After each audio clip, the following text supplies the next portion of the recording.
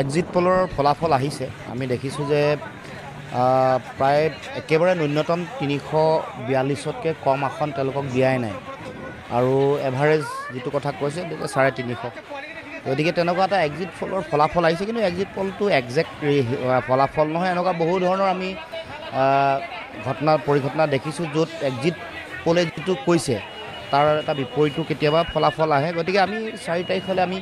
মূল যিটো ফলাফল আহিব তালৈ সকলোৱে অপেক্ষা কৰিব লাগিব আৰু অসমতো তেনেকৈ বহু বেছি চিট তেওঁলোকে দিয়া পোৱা দেখিবলৈ পাইছোঁ আৰু এনেকুৱাও হৈছে যে কিছুমানৰ ফলাফল এনেকুৱা আহিছে বিজেপিয়ে খেলিছে 11খনত দিছে 12খন এনেকুৱা ঘটনা ঘটিছে গতিকে আৰু বহুত পৃথিৱীৰ ডাঙৰ ডাঙৰ দেশবোৰতে এক্সিট পল য'ত কম পপুলেশ্যন থাকে উন্নত তেওঁলোকৰ ষ্ট্ৰেটেজি থাকে তেওঁলোকৰ তেনেধৰণৰ পপুলেশ্যন এনালাইচিছ কৰা ডাঙৰ বেলেগ বেলেগ ধৰণৰ টুল থাকে তাতো কেতিয়াবা ভুল ফলাফল আহে যেনেকৈ ইউৰোপীয়ান দেশবোৰত এসময়ত গ্ৰীচতো হৈছে বা ইউনাইটেড কিংডমতো হৈছে এসময়ত ভাৰতবৰ্ষতো হৈছে ছত্তীশগড়ত হৈছে বিহাৰত হৈছে গতিকে আমি মূল ফলাফল যিটো 4 তাৰিখ কাৰণ ৰাইজে জনতা জনাৰ্দনে ইতিমধ্যে EVMৰ বাকচত তেওঁলোকৰ মতদানটো ইতিমধ্যে দিছে ফলাফললৈ আমি অপেক্ষা কৰিব লাগিব গতিকে আমি ভাবোঁ যে ৰাইজে যিটো ফলাফল দিছে এইটো 4 তাৰিখে আমি সকলোৱে গম পাম গতিকে আমি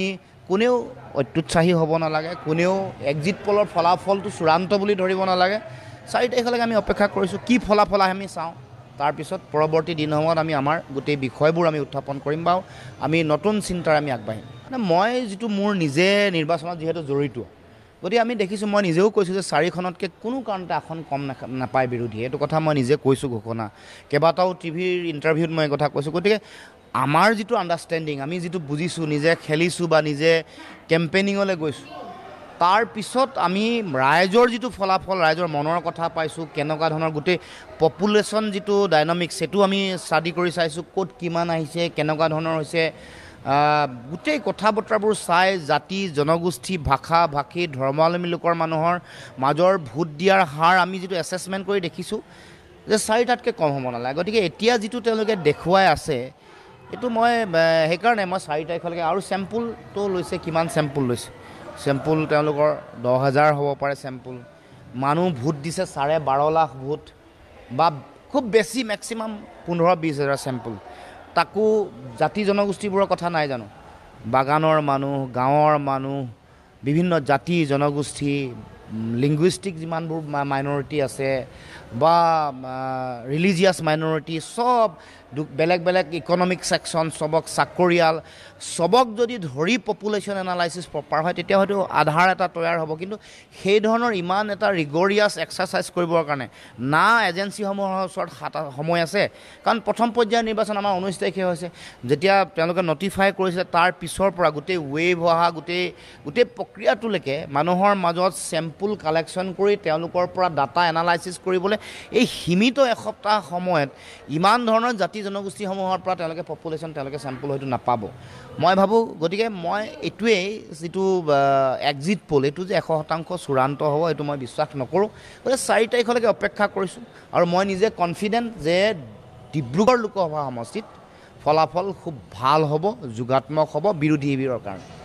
মই জিকাৰ কথা ইতিমধ্যে প্ৰায়বোৰ চেনেলত কৈছোঁ যে জিকিম এইবাৰ ডিব্ৰুগড় লোকসভা সমষ্টিত আৰু ভোটৰ ব্যৱধান বহুত বেছি নহয় 30,000 to 70,000 এই দুটা ৰেঞ্জৰ ভিতৰতে গোটেই ফলাফলটো আহিব আৰু ভাবোঁ যে এই ফলাফল মোৰ পক্ষত আহিব পৰিকল্পনা বিশেষ একো নাই আমি এতিয়া এইকেইদিন আমাৰ যিবোৰ দায়িত্ব আছে যোৱা 10 দিন 15 দিনৰ আগৰ পৰা আমাৰ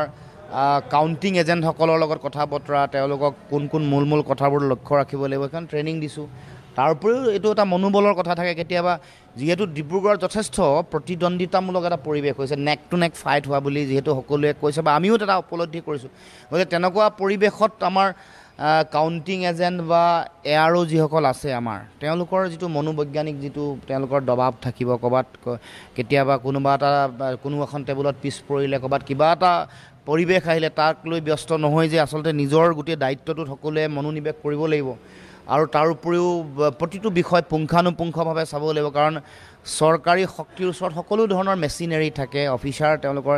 বিভিন্ন ধৰণে তেওঁলোকে কথা বতৰা পাতিব পৰা সুযোগ সুবিধা থাকে গতিকে তেনে প্ৰেক্ষাপটত যাতে কোনো ধৰণৰ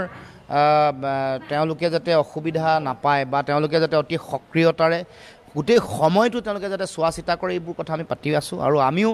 পৰৱৰ্তী দিনসমূহত আমাৰ সকলো ৰাজনৈতিক দলে কেনেকুৱা ধৰণৰ আমি দায়িত্ব পালন কৰিব লাগিব, আমাৰ কি দায়িত্ব আছে, কেনেকুৱা সময় কেনেকুৱা আহি আছে,